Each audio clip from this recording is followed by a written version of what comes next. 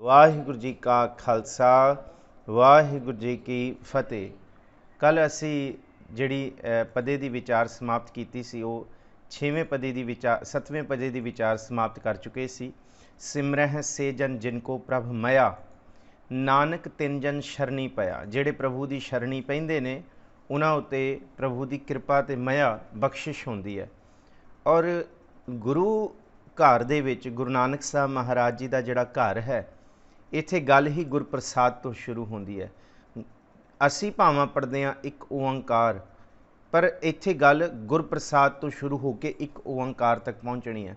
ਇੱਕ ਹੈ ਓੰਕਾਰ, ਦਾ absolute changing energy, the absolute enunciating energy, ਜਿਹੜੀ ਲਗਾਤਾਰ ਚੱਲ ਰਹੀ ਹੈ। ਓੰਕਾਰ ਜਿਹੜੀ ਲਗਾਤਾਰ ਗੁਰੂ ਨਾਨਕ ਸਾਹਿਬ ਕਹਿੰਦੇ ਹੈ, ਉਹਨੂੰ ਹੀ ਗੁਰੂ ਸਾਹਿਬ ਨੇ ਉਹ ਆਪਣਾ ਰੂਪ ਬਦਲੀ ਜਾ ਰਹੀ ਹੈ। ਕਦੀ ਉਹ ਆਪਣਾ ਰੂਪ ਸ਼ਾਂਤ ਰੂਪੇ ਦੇ ਵਿੱਚ, ਅਤੇ ਕਦੀ ਉਹ ਆਪਣਾ ਰੂਪ ਨਮੋ ਕਲਹਿ ਕਰਤਾ ਦੇ ਵਿੱਚ।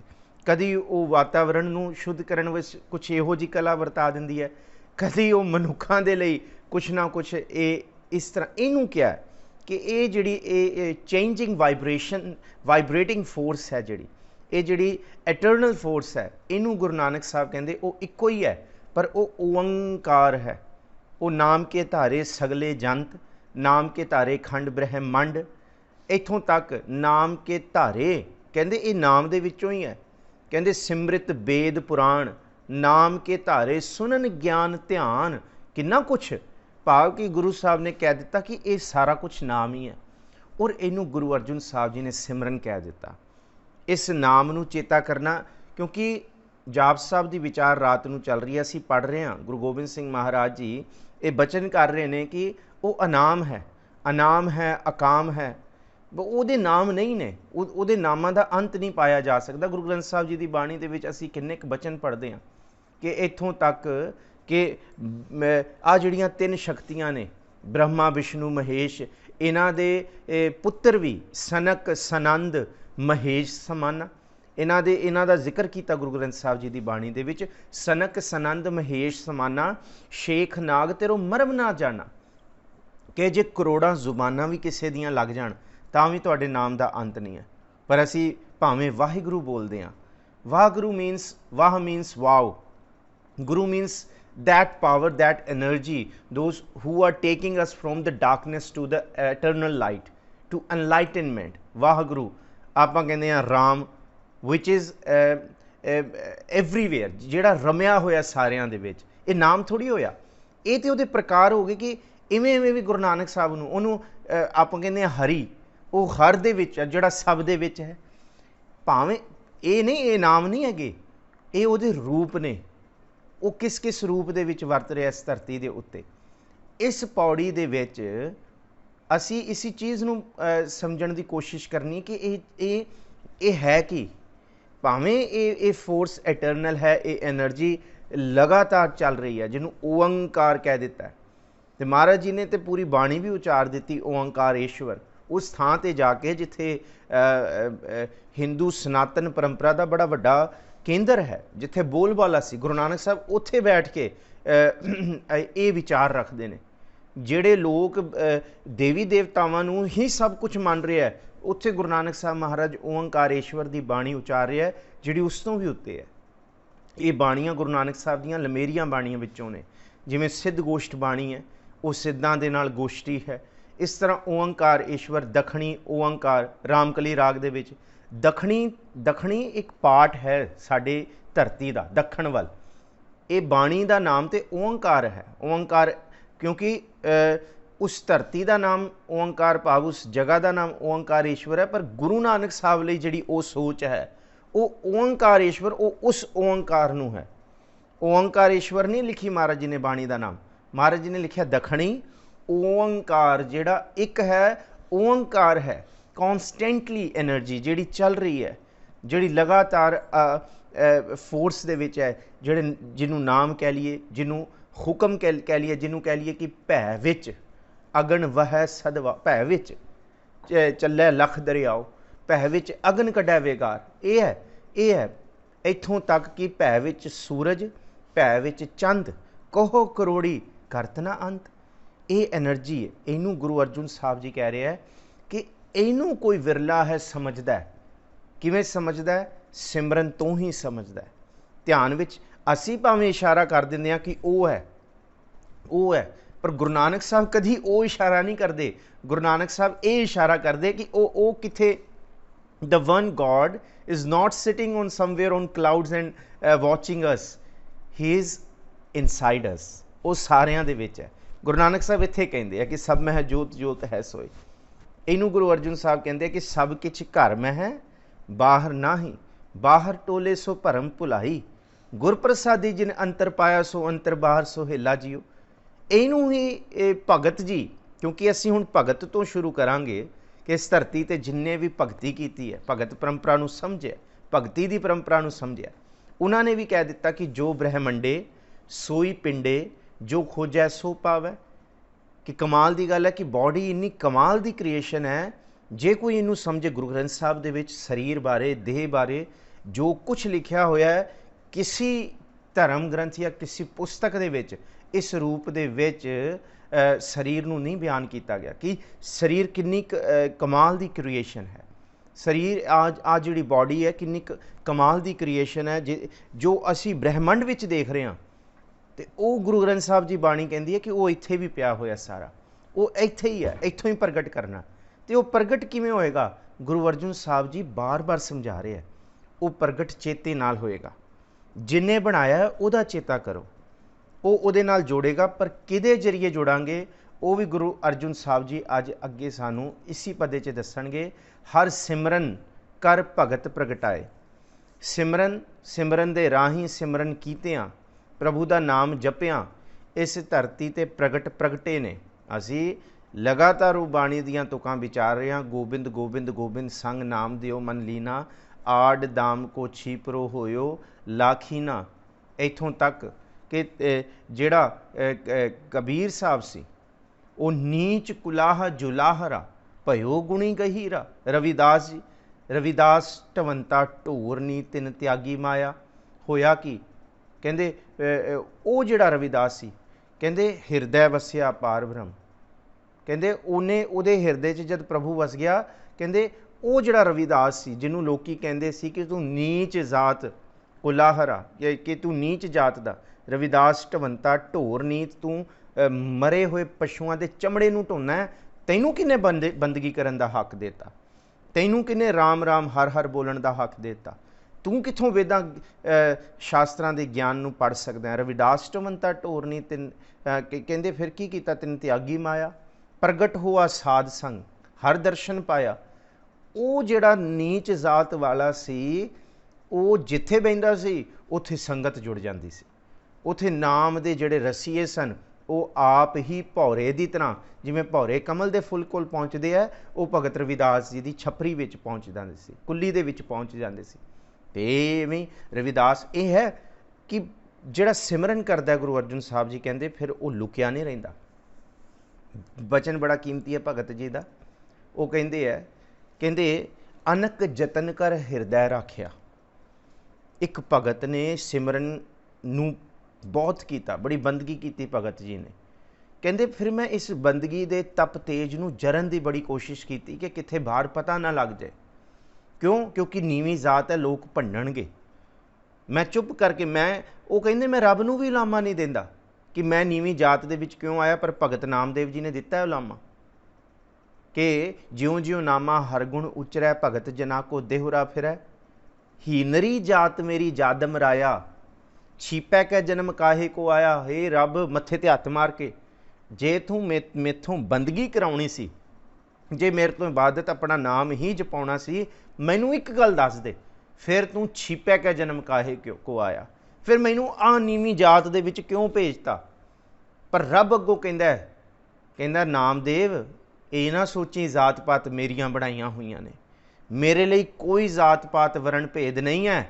ਇਹ ਜਿਨ੍ਹਾਂ ਲੋਕਾਂ ਦੇ ਵਿੱਚ ਤੂੰ ਬੈਠਾ ਹੋਇਆ, ਜਿਹੜੇ ਆਪਣੇ ਆਪ ਨੂੰ ਧਰਮੀ ਕਹਿੰਦੇ ਆ, ਜਿਹੜੇ ਆਪਣੇ ਆਪ ਨੂੰ ਧਰਮ ਦੇ ਬੁਰਕੇ ਦੇ ਅੰਦਰ ਰੱਖਦੇ, ਭੇਖ ਦੇ ਵਿੱਚ ਰੱਖਦੇ ਆ, ਇਹਨਾਂ ਲੋਕਾਂ ਨੇ ਹੀ ਇਹ ਧਰਮ ਤੇ ਜ਼ਾਤ ਬਣਾ ਦਿੱਤੇ ਨੇ। ਸੱਚੀ ਗੱਲ ਹੈ, ਗੁਰੂ ਗ੍ਰੰਥ ਸਾਹਿਬ 'ਚ ਕਿੱਥੇ ਇਸ ਰੂਪ 'ਚ ਜਾਤ ਜਾਂ ਨੀਵੀਂ ਜਾਤ ਦਾ ਜ਼ਿਕਰ ਨਹੀਂ। ਹਾਂ, गुरु ग्रंथ साहब जी की बाणी जे जात की गल करती है, भेत की वरण भेद की गल करती है वो तां करती है साडे कर्मां करके। जिहदा कर्म नीच है उहदी जात भी नीच है। महाराज जी ये गुरु ग्रंथ साहब जी की बाणी दे विच कहंदे जे नाम विसर गया तो फिर कुजात ही हो गया। वो जिन्हों नाम असी सोधर रहराज साहब च रोज़ पढ़ते हैं इस रूप दे विच। मैं पर बहुता विस्तार नहीं करांगा इस गल का, क्योंकि फिर सारा समा फिर इसी गल नूं असी लैके विस्तार करते रह जाएंगे। इत्थों असी जिहड़ी मुढ़ली गल है कि जिहड़े भगत ने इस धरती ते वो लुके नहीं रहे। अनक जतन कर हिरदै राखिया, रतन ना छपै छपाया।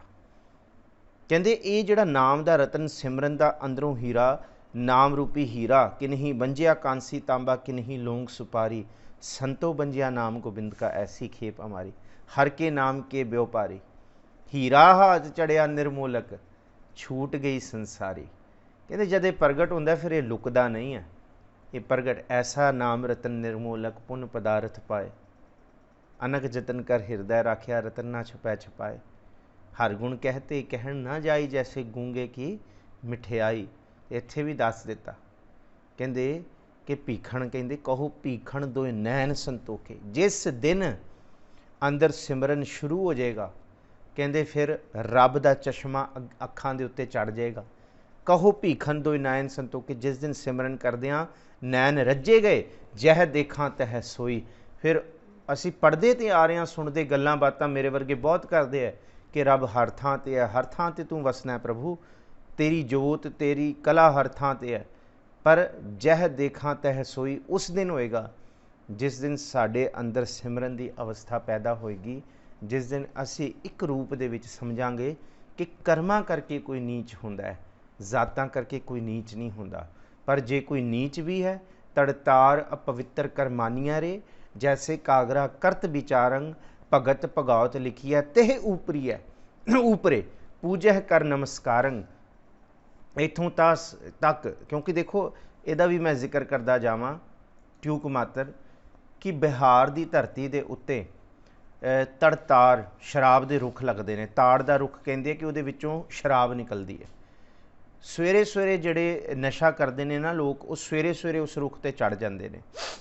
ते जिहड़े धर्मी लोग होंदे ने ना, उस रस्ते ते भी नहीं पैंदे, उस सड़क ते भी नहीं पैंदे, उस ग्राम दे विच भी नहीं वड़दे जिस ग्रां दे विच ताड़ दे रुख लगे होंदे। उन्हां नूं पुछो क्यों, कहंदे अपवित्र ने, इहदी मुश्क भी अपवित्र है, इहदा होना भी अपवित्र है। ताड़ दे रुख कहंदे लोकी सवेरे सवेरे चढ़ के इहदे विचों मदरा कढ रहे होंदे है ते सारा दिन मदमस्त रहिंदे सवेरे सवेरे पी के। ते कहंदे अपवित्र क्यों, कहंदे शराब निकलदी है।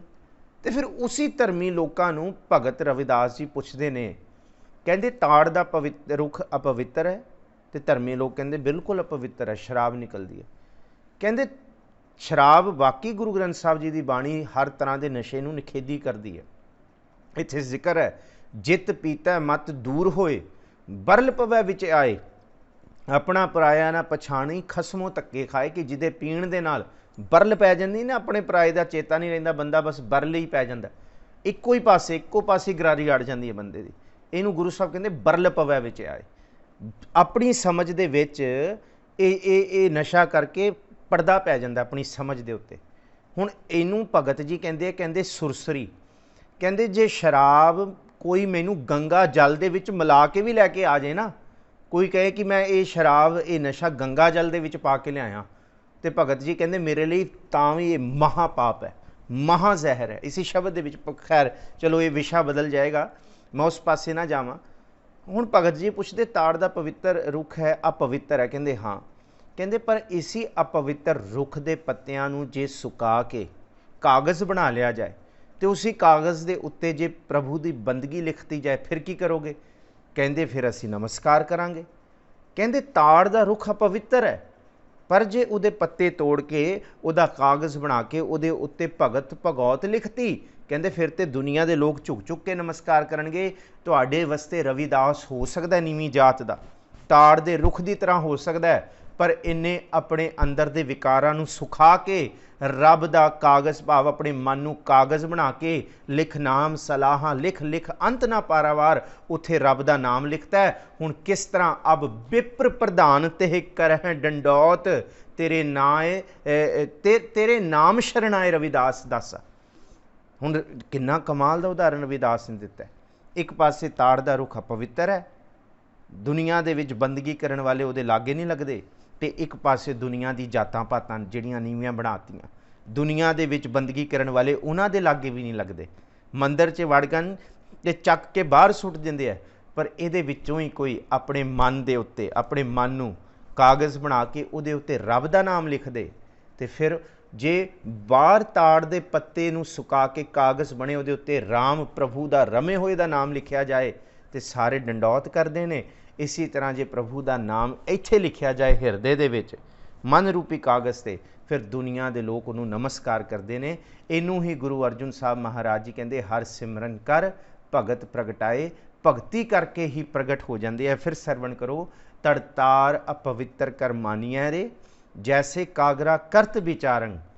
ਤਾੜ ਦਾ ਰੁੱਖ ਅਪਵਿੱਤਰ ਮੰਨਿਆ ਜਾਂਦਾ ਹੈ, ਪਰ ਜੇ ਉਹਦਾ ਕਾਗਜ਼ ਬਣਾਇਆ ਜਾਏ, ਜੈਸੇ ਕਾਗਰਾ ਕਰਤ ਵਿਚਾਰੰ ਭਗਤ ਭਗੌਤ ਲਿਖੀਐ ਤੇ ਉਪਰੇ, ਉਹਦੇ ਉੱਤੇ ਜੇ ਭਗਤੀ ਪ੍ਰਭੂ ਦਾ ਨਾਮ ਲਿਖਤਾ ਜਾਏ, ਭਗਤ ਭਗੌਤ ਲਿਖੀਐ ਤੇ ਉਪਰੇ ਪੂਜੀਏ ਕਰ ਨਮਸਕਾਰੰ, ਕਹਿੰਦੇ ਫਿਰ ਉਹਨੂੰ ਨਮਸਕਾਰ ਕਰਕੇ ਪੂਜਿਆ ਜਾਂਦਾ ਹੈ। ਇਵੇਂ ਹੀ ਭਾਵੇਂ ਕੋਈ ਕਿਸੇ ਰੂਪ ਦੇ ਵਿੱਚ ਵੀ ਹੋਏ, ਭਾਵੇਂ ਕਰੋੜਾਂ ਹੀ ਕਿਉਂ ਨਾ ਉਹਨੇ ਪਾਪ ਕੀਤੇ ਹੋਣ, ਭਾਵੇਂ ਕਿਸੇ ਰੂਪ ਦੇ ਵਿੱਚ ਵੀ ਉਹ ਦੁਨੀਆ ਦੇ ਲੋਕਾਂ ਤੋਂ ਨਿੰਦਨੀਏ ਹੋਏ, ਦੁਨੀਆ ਦੇ ਲੋਕ ਉਹਨੂੰ ਪਸੰਦ ਨਾ ਕਰਦੇ ਹੋਣ, ਜਿਸ ਨੀਚ ਕੋ ਕੋਈ ਨਾ ਜਾਣੈ ਨਾਮ ਜਪਤ ਉਹ ਚੌਂਕੁੰਠ ਮਾਨੈ, ਜੇ ਉਹ ਪ੍ਰਭੂ ਦੀ ਬੰਦਗੀ ਇਬਾਦਤ ਵਾਲੇ ਪਾਸੇ ਪੈ ਜਾਏ ਤੇ ਫਿਰ ਉਹ ਬੰਦਗੀ ਕਰਕੇ ਪ੍ਰਗਟ ਹੁੰਦਾ। ਉਹਨੂੰ ਗੁਰਮੁਖ ਸੰਤ ਸਾਧ ਭਗਤ ਜਨ ਦੇ ਨਾਮ ਨਾਲ ਹੀ ਜਾਣਿਆ ਜਾਂਦਾ ਹੈ। ਗੁਰੂ ਅਰਜਨ ਸਾਹਿਬ ਜੀ ਕਹਿੰਦੇ ਸਿਮਰਨ ਦੀ ਸ਼ਕਤੀ ਨੂੰ ਕੋਈ ਹੌਲੇ ਰੂਪ 'ਚ ਨਾ ਲਿਓ, ਇਸ ਬੰਦਗੀ ਦੀ ਤਾਕਤ ਨੂੰ ਕੋਈ ਹੌਲੇ ਰੂਪ 'ਚ ਨਾ ਲਿਓ, ਇਹ ਭਗਤ ਨੂੰ ਪ੍ਰਗਟ ਕਰ ਦਿੰਦੀ ਹੈ। ਹਰ ਸਿਮਰਨ ਲੱਗ ਵੇਦ ਉਪਾਏ। ਹੁਣ ਵੇਦ ਦਾ ਇੱਥੇ ਜਿਹੜਾ ਅਰਥ ਕੀਤਾ ਹੈ ਜੀ ਗਿਆਨ ਰੂਪੀ, ਭਾਵੇਂ ਅਸੀਂ ਕਰਾਂਗੇ ਜਿਹੜਾ ਟੀਕਿਆਂ ਦੇ ਵਿੱਚ ਅਰਥ ਪੜਾਂਗੇ, ਉਹ ਟੀਕਿਆਂ ਦੇ ਵਿੱਚ ਅਸੀਂ ਇਹ ਅਰਥ ਪੜਾਂਗੇ ਕਿ ਵੇਦ ਰਚੇ ਗਏ ਨੇ, ਪਰ ਅਸਲ ਦੇ ਵਿੱਚ ਗੁਰੂ ਗ੍ਰੰਥ ਸਾਹਿਬ ਜੀ ਦੀ ਬਾਣੀ ਦੇ ਵਿੱਚ ਵੇਦ ਲਫ਼ਜ਼ ਜਿੰਨੀ ਵਾਰ ਵੀ ਆਇਆ ਉਹ 4 ਵੇਦ, ਰਿਗਵੇਦ, ਯਥੁਰਵੇਦ, ਸਾਮਵੇਦ, ਯਜੁਰਵੇਦ, ਇਕੱਲੇ ਇਹਨਾਂ 4 ਵੇਦਾਂ ਲਈ ਨਹੀਂ ਆਇਆ। ਗੁਰੂ ਗ੍ਰੰਥ ਸਾਹਿਬ 'ਚ ਵੇਦ ਜਾਂ ਵੇਦ ਲਫ਼ਜ਼ ਗਿਆਨ ਵਾਸਤੇ ਵੀ ਆਇਆ। ਅਸੀਂ ਜਪ ਬਾਣੀ 'ਚ ਪੜ੍ਹਦੇ ਹਾਂ, ਜਤ ਪਹਾਰਾ ਧੀਰਜ ਸੁਨਿਆਰ ਆਹਰਣ ਮਤ ਵੇਦ ਹਥਿਆਰ। ਵੇਦ ਹਥਿਆਰ ਉੱਥੇ 4 ਵੇਦਾਂ ਦਾ ਹਥਿਆਰ ਨਹੀਂ, ਉੱਥੇ ਵੇਦ ਦਾ ਮਤਲਬ ਹੈ ਗਿਆਨ, ਤਤ ਗਿਆਨ ਦਾ ਹਥਿਆਰ ਹੋਏ ਉਹਨੂੰ ਗਿਆ। ਗੁਰੂ ਰਾਮਦਾਸ ਜੀ ਦੀ ਅਸੀਂ ਵਾਰਾਂ ਪੜ੍ਹਦੇ ਹਾਂ, ਉਹਦੇ ਵਿੱਚ ਜਿਹੜਾ ਵੇਦ ਲਫ਼ਜ਼ ਆਇਆ ਉਹ ਵੀ 4 ਵੇਦਾਂ ਲਈ ਨਹੀਂ ਆਇਆ। ਅਸੀਂ ਪੜ੍ਹਦੇ ਹਾਂ ਹਰ ਪਹਿਲੜੀ ਲਾਮ ਪ੍ਰਵਿਰਤੀ ਕਰਮ ਦ੍ਰਿੜਾਇਆ ਬਲਰਾਮ ਜੀਓ, ਬਾਣੀ ਬ੍ਰਹਮਾ ਵੇਦ, ਜਿਹੜਾ ਉੱਥੇ ਵੇਦ ਆਇਆ ਬਾਣੀ ਬ੍ਰਹਮਾ ਉਸ ਪ੍ਰਭੂ ਦੀ, ਇਹ ਕੋਈ ਦੇਵਤੇ ਦੇ ਨਹੀਂ, ਉਸ ਬ੍ਰਹਮ ਵਾਹਿਗੁਰੂ ਜੀ ਦੀ ਜਿਹੜੀ ਇਲਹਾਮ ਰੂਪ ਆਈ ਹੈ। ਬਾਣੀ ਬ੍ਰਹਮਾ ਵੇਦ ਧਰਮ ਦ੍ਰਿੜੋ, ਭਾਵ ਗਿਆਨ ਰੂਪੀ ਆਪਣੇ ਧਰਮ ਨੂੰ ਦ੍ਰਿੜ ਕਰੋ, ਗਿਆਨ ਹੋਣਾ ਚਾਹੀਦਾ। ਇੱਥੇ ਵੀ ਜਿਹੜਾ ਵੇਦ ਲਫ਼ਜ਼ ਹੈ ਇਹ ਗਿਆਨ ਲਈ ਵਰਤਿਆ ਜਾ ਸਕਦਾ ਹੈ। ਹਰ ਸਿਮਰਨ ਲਗ ਵੇਦ ਉਪਾਏ, ਪ੍ਰਭੂ ਦਾ ਸਿਮਰਨ ਕੀਤਿਆਂ ਹੀ ਗਿਆਨ ਦੀ ਉਤਪਤੀ ਹੁੰਦੀ ਹੈ। ਇਸ ਮਨ ਦੇ ਅੰਦਰੋਂ ਪਰਮ ਅਵਸਥਾ ਦੇ ਗਿਆਨ ਦੀ ਉਤਪਤੀ ਹੁੰਦੀ ਹੈ। ਗਿਆਨ ਕਿੱਥੋਂ? ਇਹ ਬਾਹਰੋਂ ਨਹੀਂ ਮੁੱਲ ਲੈਣਾ ਪੈਂਦਾ, ਕਿਤਾਬੀ ਗਿਆਨ ਨਹੀਂ ਹੈ ਇਹ ਕੋਈ ਉਹ ਗਿਆਨ ਨਹੀਂ ਹੈ ਜਿਹੜੀ 4 ਗੱਲਾਂ ਸੁਣ ਕੇ ਉਹਨੂੰ ਦੁਹਰਾਤਾ, ਪੜ੍ਹ ਦਿੱਤਾ, ਲੋਕਾਂ ਦੇ ਉੱਤੇ ਪ੍ਰਭਾਵ ਪਾਤਾ, ਨਹੀਂ, ਇਹ ਅੰਦਰ ਦਾ ਗਿਆਨ ਹੈ। ਅੱਗੇ ਕਹਿੰਦੇ ਹਰ ਸਿਮਰਨ ਭਏ ਸਿੱਧ ਜਤੀ ਦਾਤੇ। ਹੁਣ ਇਹ 3 ਅਵਸਥਾਵਾਂ ਨੇ। ਪਹਿਲੀ ਅਵਸਥਾ ਹੈ ਸਿੱਧ।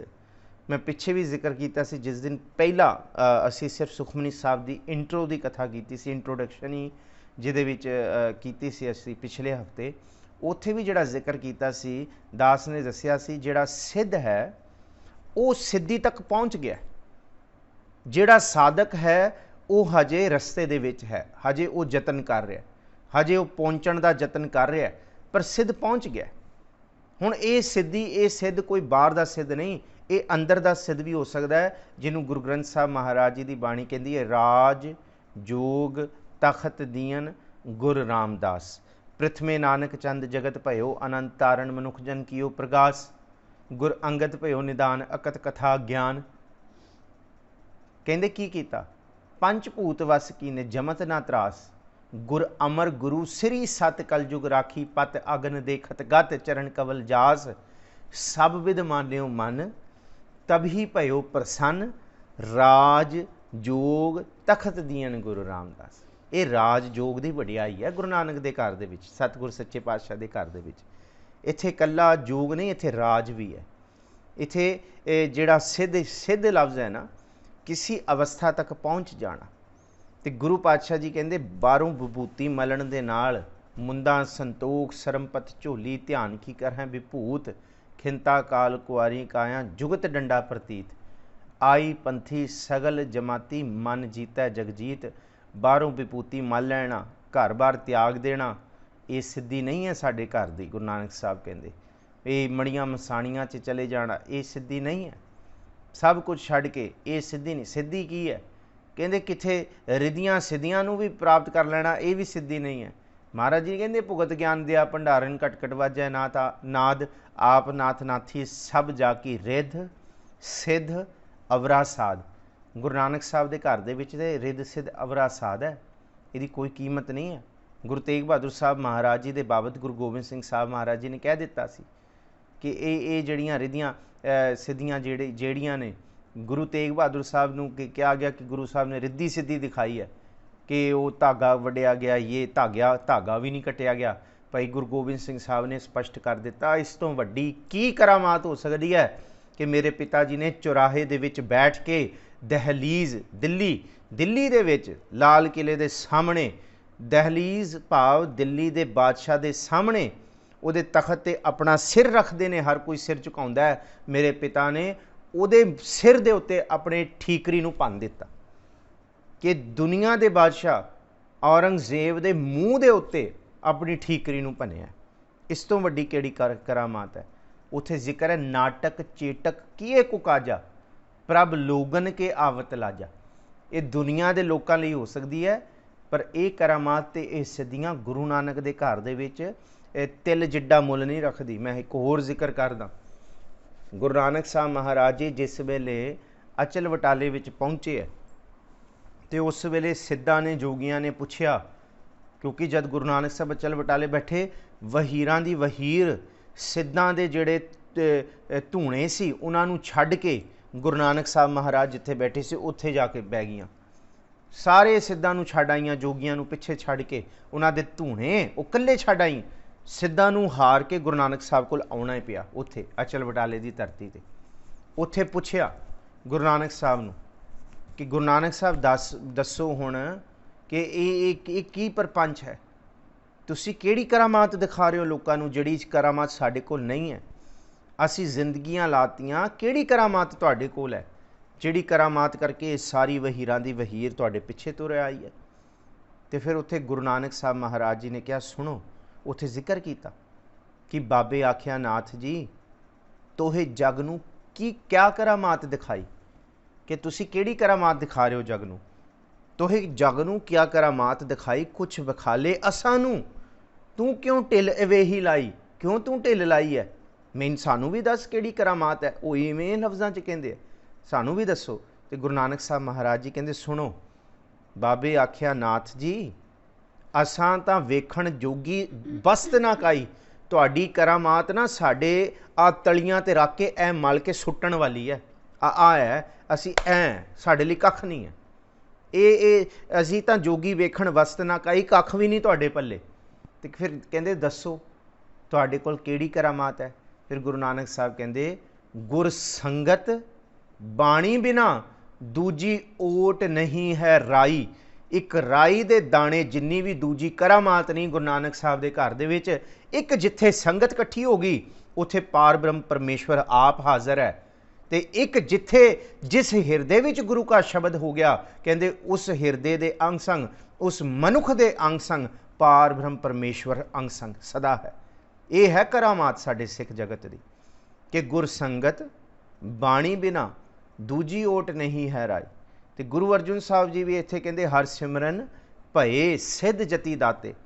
जे सिरमौर सिद्धि किसी ने प्राप्त की है, ये नहीं विभूति वाली नहीं, दिखावे वाली नहीं, रिधियां सिद्धियां वाली नहीं, सिरमौर सिद्धि ਉਹ ਸਿਮਰਨ ਤੋਂ ਕੀਤੀ ਹੈ। ਜਤੀ, ਜਤੀ ਹੋ ਜਾਣਾ, ਵਿਚ ਵੀ ਕਾਲ ਐਜ਼ ਅ ਸੈਲੀਬੇਟ। ਇਹ ਨਹੀਂ ਕਿ ਘਰ ਦੇ ਵਿੱਚ ਆਪਣੇ ਪਰਿਵਾਰ ਨੂੰ ਛੱਡ ਕੇ ਤੇ ਕਿਸੇ ਹੋਰ ਜਨਾਨੀ ਨਾਲ ਤੁਰ ਜਾਣਾ ਕਿ ਅਸੀਂ ਜੀ ਜਤੀ ਹੋ ਗਏ ਹਾਂ, ਉੱਥੇ ਕਿਸੇ ਹੋਰ ਦੇ ਕਾਮਨਾਵਾਂ 'ਚ ਫਸ ਜਾਣਾ। ਇਹ ਜਤੀ ਦਾ ਅਰਥ ਨਹੀਂ ਹੈ ਗੁਰੂ ਨਾਨਕ ਸਾਹਿਬ ਦੇ ਘਰ 'ਚ। ਇੱਥੇ ਹੈ ਏਕਾ ਨਾਰੀ ਜਤੀ ਹੋਏ। ਇੱਥੇ ਇਹ ਵਾਲਾ ਸੱਚ ਹੈ, ਹਰ ਸਿਮਰਨ ਭਏ ਸਿੱਧ ਜਤੀ। ਜਤੀ ਦਾ ਭਾਵ ਹੈ ਕਿ ਆਪਣੇ ਅੰਦਰੋਂ ਵਿਕਾਰੀਆਂ ਭਾਵਨਾਵਾਂ ਨੂੰ ਜੇ ਕਿਸੇ ਨੇ ਸਾਧਿਆ, ਕੋਈ ਇੰਦਰੀ ਜਿੱਤ ਹੋਇਆ, ਤੇ ਉਹ ਗੁਰੂ ਨਾਨਕ ਸਾਹਿਬ ਦੀ ਕਿਰਪਾ ਦੇ ਨਾਲ ਹੀ ਬੰਦਗੀ ਤੇ ਇਬਾਦਤ ਨਾਲ ਹੋਇਆ, ਨਹੀਂ ਤੇ ਕੋਈ ਨਹੀਂ ਹੋਇਆ। ਨਹੀਂ ਤੇ ਸਭ ਝੂਠ ਹੈ, ਫਰੇਬ ਹੈ। ਦਾਤੇ, ਦਾਤੇ ਦਾ ਮਤਲਬ ਹੈ ਕੁਝ ਦਾਨੀ ਹੋ ਜਾਏ। ਦਾਨੀ ਦਾ ਮਤਲਬ ਇਹ ਨਹੀਂ ਕਿ ਸਤੀਆਂ ਮਨ ਸੰਤੋਖ ਉਪਜੈ, ਦੇਣਾ ਕੈ ਵਿਚਾਰ, ਦੇ ਦੇ ਮੰਗੈ ਸੈਸਾ ਗੁਣਾ, ਸ਼ੋਭ ਕਰੈ ਸੰਸਾਰ। ਸਤੀਆਂ ਦਾ ਇੱਥੇ ਮਤਲਬ ਉਹ ਨਹੀਂ ਕਿ ਜਿਹੜੀਆਂ ਆਪਣੇ ਪਤੀ ਨਾਲ ਸੜ ਜਾਂਦੀਆਂ। ਸਤੀਆਂ ਦਾ ਮਤਲਬ ਹੈ ਕਿ ਜਿਨ੍ਹਾਂ ਦੇ ਮਨ ਦੇ ਵਿੱਚ ਦਾਨ ਦੇਣ ਦੇ ਖਿਆਲ ਉਪਜਦੇ ਨੇ ਕਿ ਚਲੋ ਅਸੀਂ 2 ਪੈਸੇ ਜੋੜੀਏ ਤੇ ਪੈਸਾ ਅਸੀਂ ਦਾਨ ਦੇ ਵਿੱਚ ਦਈਏ।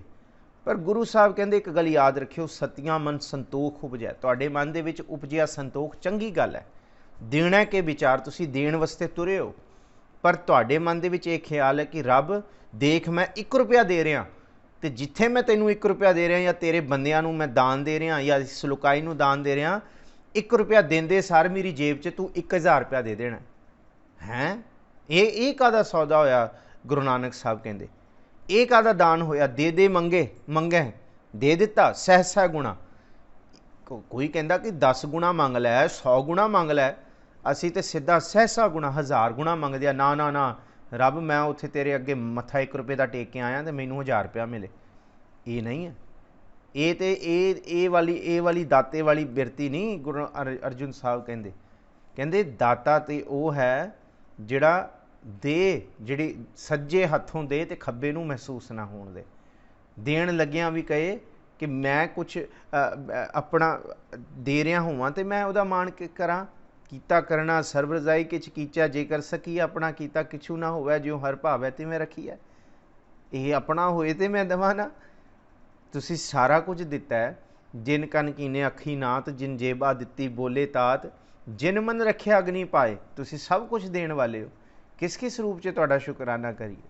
ਦਾਤਾ, ਦਾਤੇ ਦਾ ਮਤਲਬ ਦਾਨ ਵਾਲੀ ਬਿਰਤੀ ਉਹ ਹੈ ਜਿਸ ਬਿਰਤੀ ਦੇ ਵਿੱਚ ਸ਼ੁਕਰਾਨਾ ਕਰਕੇ ਦਿੱਤਾ ਜਾਏ ਕਿ ਪ੍ਰਭੂ ਤੈਨੂੰ ਕੌਣ ਦੇ ਸਕਦਾ, ਮੈਂ ਕੀ ਦੇਵਾਂ ਤੈਨੂੰ, ਤੇ ਇੱਥੋਂ ਲੈ ਕੇ ਮੈਂ ਤੈਨੂੰ ਦੇ ਦੇਵਾਂ। ਬਹੁਤਾ ਕਰਮ ਲਿਖਿਆ ਨਾ ਜਾਏ, ਵੱਡਾ ਦਾਤਾ ਤਿਲ ਨਾ ਤਮਾਏ, ਕੀਤੇ ਮੰਗੈ ਜੋਧ ਅਪਾਰ, ਕੀਤਿਆਂ ਗੜਤ ਨਹੀਂ ਵਿਚਾਰ, ਕੀਤੇ ਲੈ ਲੈ ਮੁਕਰ ਪਾਏ, ਕੀਤੇ ਮੂਰਖ ਖਾਈ ਖਾਏ, ਕੀਤਿਆਂ ਦੂ ਭੂਖ ਸਦਬਾਰ।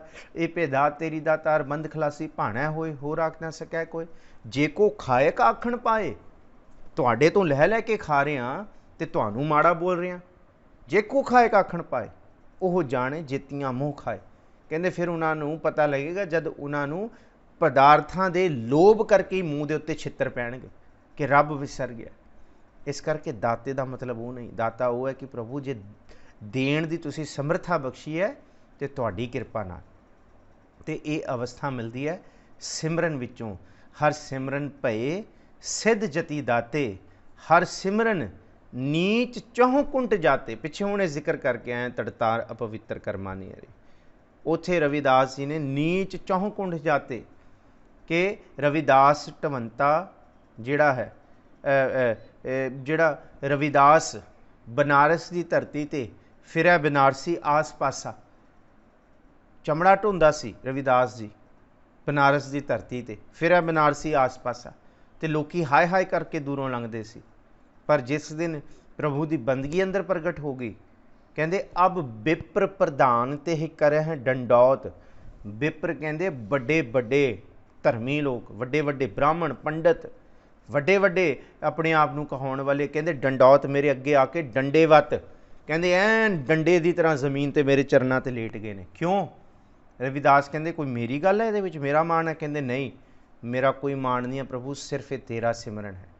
ਅਬ ਵਿਪਰ ਪ੍ਰਧਾਨ ਤੇ ਕਰਹਿ ਡੰਡੌਤ, ਤੇਰੇ ਨਾਮ ਤੇਰੇ ਨਾਏ ਸ਼ਰਨ ਆਏ ਰਵਿਦਾਸ ਦਾਸਾ। ਇਹ ਸਿਰਫ ਪ੍ਰਭੂ ਮੈਂ ਤੁਹਾਡੀ ਸ਼ਰਨ ਵਿੱਚ ਆਇਆ ਤਾਂ ਤੁਸੀਂ ਇਹ ਮੈਨੂੰ ਮਾਣ ਬਖਸ਼ਿਆ। ਹਰ ਸਿਮਰਨ ਨੀਚ ਚਹੁ ਕੁੰਟ ਜਾਤੇ, ਉਹਨੂੰ ਚਹੁ ਕੁੰਟ ਦੇ ਵਿੱਚ, ਜਿਸ ਨੀਚ ਕੋ ਕੋਈ ਨਾ ਜਾਣੈ, ਨਾਮ ਜਪਤ ਉਹ ਚਹੁ ਕੁੰਠ ਮਾਨੈ।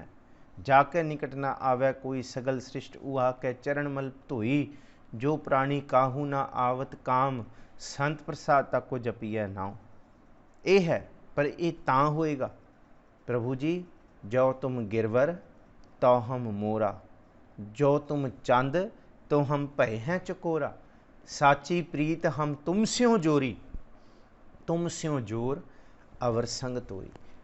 जे प्रीत प्रभु की सच्ची सिमरन वाली हिरदे च पै जाए, सारे पासों टुट जाए, तो फिर सिमरन कीतियां नीच भी चौं कुंटां दे विच जाने जाते हैं।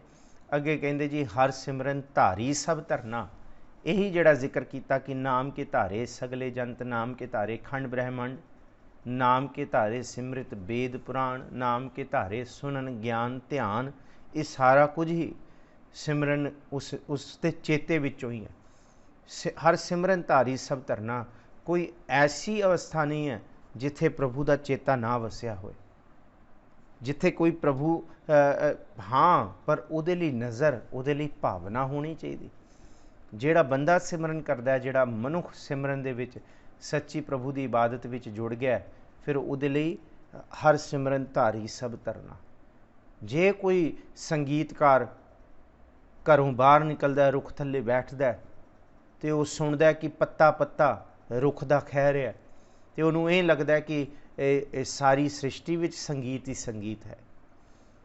दूसरा इंसान आउंदा है जिहड़ा रब दा भगत है, सिमरन करदा है, रब रब करदा है, वो आके उस रुख थल्ले बैठदा है, वो कहंदा मैं सोचा मैं बंदगी इबादत करदा इत्थे ते रुख दा पत्ता पत्ता रब रब कर रहा खै के। तो एक तीसरा बंदा घरों लड़ के आउंदा है, वो लड़ के आके उसी रुख थल्ले बह जांदा जिथे संगीतकार ते रब दा भगत बैठा हुंदा। वो आके बैठदा है तो वो देखदा पत्ते रुख दे आपस दे विच खैंदे फिरदे है। वो अक के कहंदा मैं तो घरों भी लड़ के आया, मैनू लग्या कल्ला मैं ही लड़दा, इत्थे ते पत्ता पत्ता लड़ी जांदा। कहंदे तुसीं भी टिक के बह जाओ, मैनू शांति नाल बह लैण दिओ, तुसीं क्यों खाई जांदे हो। ये भावना है, जिहो जी भावना जिहदे अंदर हुंदी है उहो जिहा फल मिलदा है। इस रूप दे विच कबीर साहब कहंदे कबीर मन पंखी भयो उड उड दह दिस जाए, जैसी संगत रह सो तैसो फल खाए। जो जिहो जे चिंतन विच है उन्होंने उहो जिहा दिसेगा। जिहड़े प्रभु की सिमरन इबादत बंदगी दे विच जुड़ गया, गुरु अर्जुन साहब कहंदे उन्होंने फिर यही दिसेगा हर सिमरन धारी सब धरना। सारी सृष्टि सिमरन दे विचों ही है, सारा रब रब ही कर रही है। चिड़ी चौकी पौ फुटी वगण बहुत तरंग, चिड़ियाँ भी रब रब कर रही, सारी सृष्टि कर रही है। काली कोयल तू कित गुण काली, अपने प्रीतम के हों बिरहों जाली, ये भी रब रब कर रही है। ये भी कहते मैं तो बिरहा दे विच सड़ी पई हाँ। बबीहा भी, बबीहा अमृत वेलै बोलिया तांदर सुनी पुकार, ये भी हर हठ भी तू तू करे। खूह दे विचों हर हठ भी जब वो पानी भरदी है तो वह होर आवाज़ नहीं करती, वो तो कोई रब दा भगत कहंदा है। गुरु साहब कहंदे वो भी तू तू करदी है, वो भी तू तू कर रही है।